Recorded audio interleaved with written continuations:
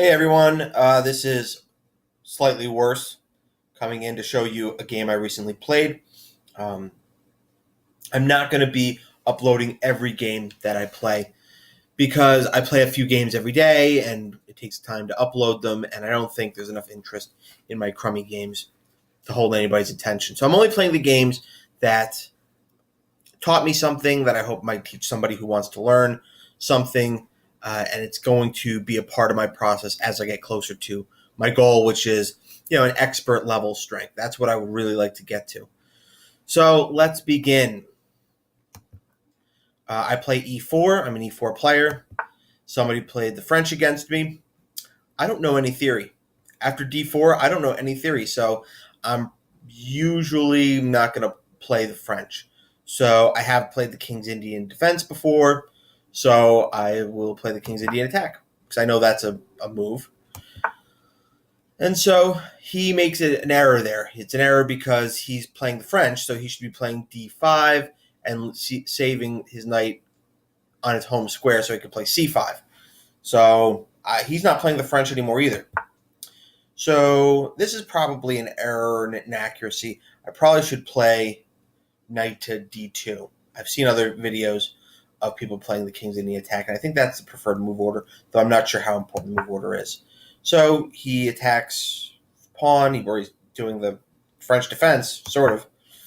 And then I develop my bishop. He decides not to take. I develop. He moves his pawn again. So right now we're at like 4 pawn moves. So he's not doing well. I think he's wasting time. I castle. He's got 5 pawn moves now. So I guess his concern is I'm going to drop a piece in on g7, cause some trouble, but I don't think so. So I finished creating like a King's Indian attack structure. This is what it looks like. It's the mirror image of the King's Indian defense. Well, it's the same. It's the same image. It's the same structure except on the white side. So he pins my knight, which I thought was annoying. So I moved my queen, which I immediately didn't like after I did it because of this move, which would threaten this fork. And then the only really good way to defend the pawn is to move my queen back. So not the best. But my opponent's not the best, so he just developed. And then I decided, why don't I want that knight getting in there? So he develops his queen. And I put my knight on what looks like to be a good square, though later I'm not going to like it because it doesn't really attack anything. It attacks this pawn, which is defended. It does attack the pawn, but he just takes one of the pieces attacking it, which I'm happy to have the 2 bishops, so I'm slightly happy. Starts expanding on the king side, so now I'm kind of confused because first he was attacking the center, and now he's attacking on the king side. I think that might be a good rule. Like, if you don't have a plan, you're probably losing. So he now attacks on the queen side, attacks my knight, and this is when I realized that I don't have a lot of squares for this piece. So I put it to like basically the only square I could. That made sense. Otherwise, I'd have to move it back. And we trade. And maybe retreating would be better. Maybe Ben Feingold would say, always retreat. But I have 2 bishops against a bishop and a knight, so that's nice. He develops his bishop. I am hoping he'll take. It's kind of hope chess. Bad pawns. I'm exploiting the fact that it's a bad pawn. I could just win a pawn. That would be cool. If he takes, I'll capture my bishop or my rook perhaps, and then have another piece in the developed with tempo. So he doesn't want to take it, so he moves his pawn up. He likes to move the pawns further and further up the board. So I play f5 aggressive, but it is the King's Indian attack. It's called an attack. It's like the King's Indian defense, which is attacking. So that's what I signed up for.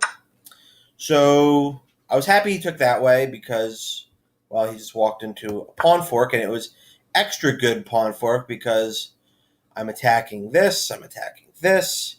I'm attacking his rook with my bishop now. My pawn is defended, obviously.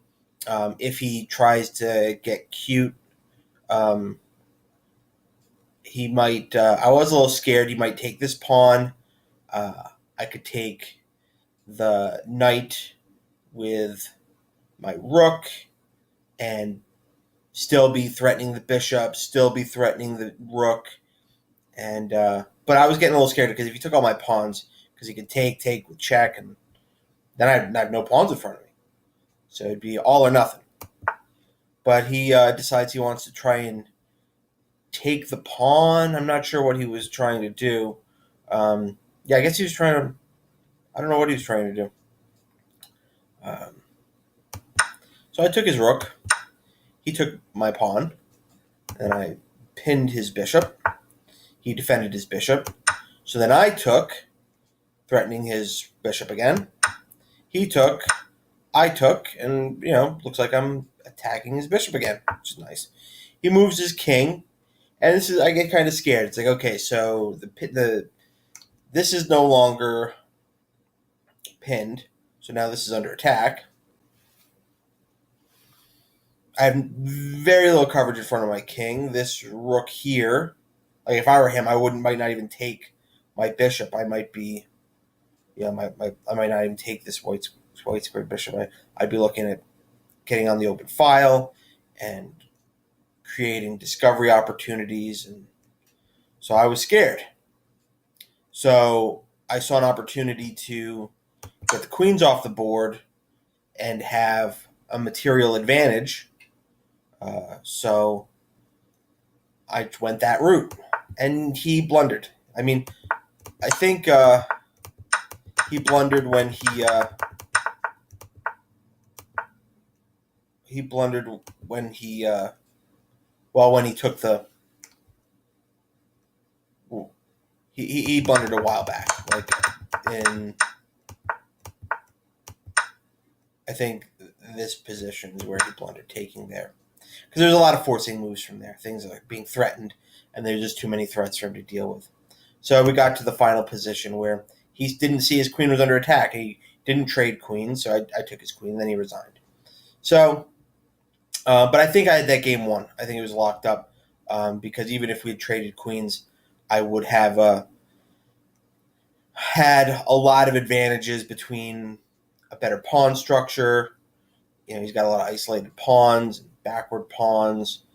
I would have two rooks versus one rook, and unless he takes his bishop, I'm going to have the bishop pair too. So that should have been enough to win.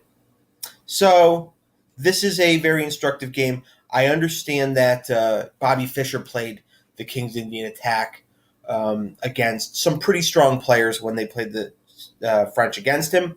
So I'm actually going to look up those games and play through them and maybe even show them here, because I don't usually do that, and I think it's something that I need to start doing if I want to get to expert strength. So thank you for watching. I hope that this game was entertaining to you. I hope you learned something. I certainly did.